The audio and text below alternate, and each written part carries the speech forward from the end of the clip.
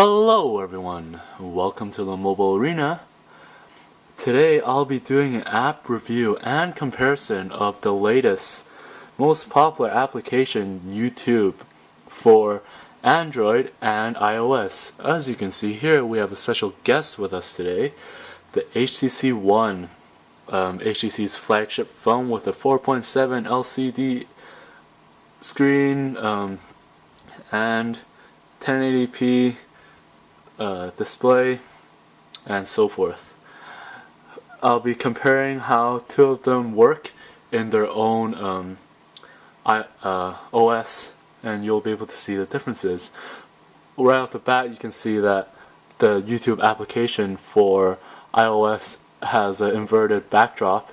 That's because Apple insists on having the square circular background, whereas Android is not the case. Maybe reminiscent of the freer aspect of the OS. Anyways, let's open them up. And right off the bat, you can see, since there is more space on the One, things are more spaced out in general. And there's like a nice icon here, and we have things just look bigger for the iOS for sure. However, we can see that they're on par, if not, the iOS is still a bit more responsive. You can see for yourself and decide and whether or not which one's more responsive. And I can say that because the One is running a 1080p screen, which means that there are a lot more pixels to render, plus the screen is a lot bigger. So that might be the reason. And before we go into that, we can also see that the settings button here is different, whereas it's not there. You would have to go here in order to find it, to find the settings. We also have a slightly different popular here instead of trending, and everything else is around the same. Notice the different font and the infamous bouncy feeling of iOS compared to Android. Going to settings, it will really show the difference between Android and iOS in general. Now, the settings for iOS is very short. We only have a few options, such as here adding a TV and a few settings such as safe search filtering, whereas the settings here are a lot more broad, so you can toggle high quality and the font size and specify the preferences for uploads. Content localization, so right now I have it in Canada. I can make it so that it is in Saudi Arabia or Singapore, whereas for iOS this function is not available. Instead, it will just automatically be based on where you live. Whereas, say if I wanted to check out what's on in Italy, I can go here and it will load the latest stuff. As you can see here, the latest trending and so forth. So that might be a slight asset depending if you travel a lot. We also have the search here found on Android, where you can clear the search history or never remember search history. iOS, on the other hand, it remembers the search history for every time you search. So every time you open it up, the search history will be there, but once you close it, it will be gone. So that might be a good thing or bad thing. Once again, it reflects the idea of how iOS is more automatic and gives you less choice, but less choice might be easier for you.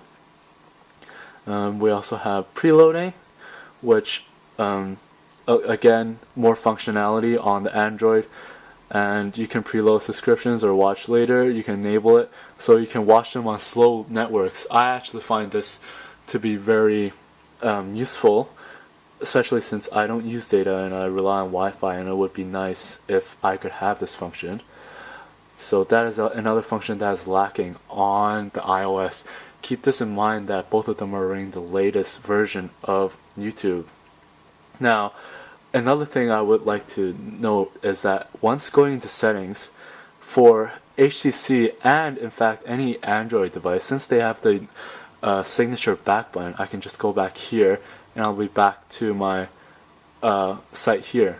the main page. Whereas when I get into settings here, there's no way for me to go back there except to press popular. So it might be a different choice depending on what you like. Now, enough talking about the settings. I know I like to talk about that a lot. Let me just quickly go back here and go back to Canada. The next thing we're going to do is show the difference and of the latest function that this application has of the new playing. So I'm going to click both of them and we're going to see how they fare. So they're both playing ads right now, and I'm going to skip this one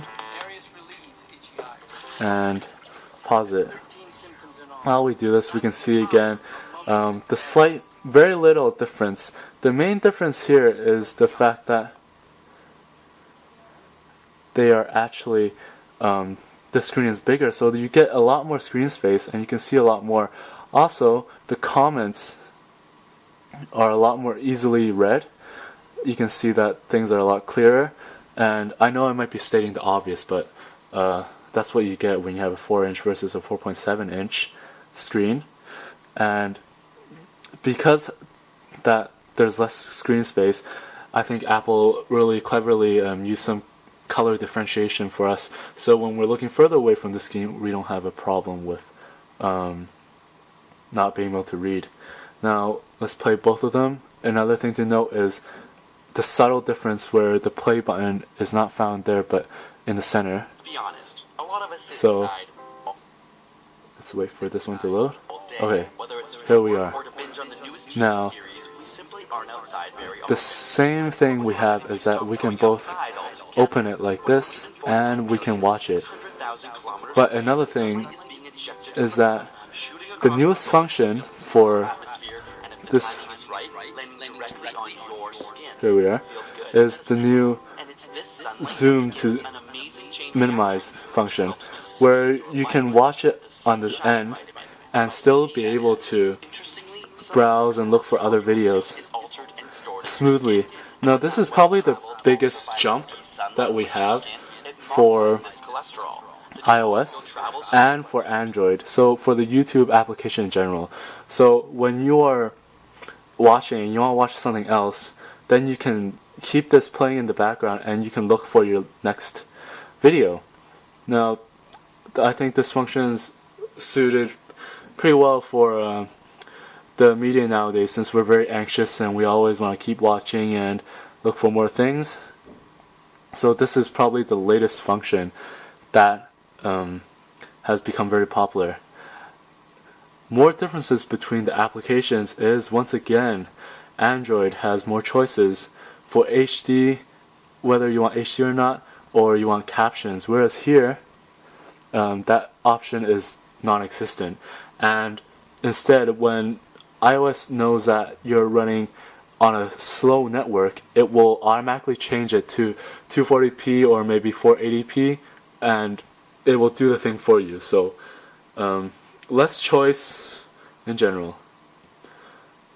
We also have the share button, which is both set for Android as well, where you can share to any of these different social networks such as Facebook, Gmail, Google+. When using the YouTube application, we would have to go here to share, and once again you can see that it is a lot less, whereas here you have a lot more and you can add more to it, whereas here you're only restricted to these ones. But overall, I would have to say I love the new YouTube application. I think it is a lot smoother, especially for Android. I think they really optimize it so that it works for both of the OSs. Let me know what you think about their new changes and if there's anything that could be worked out for the better. I hope you liked this video. Thank you for watching, and I will see you next time.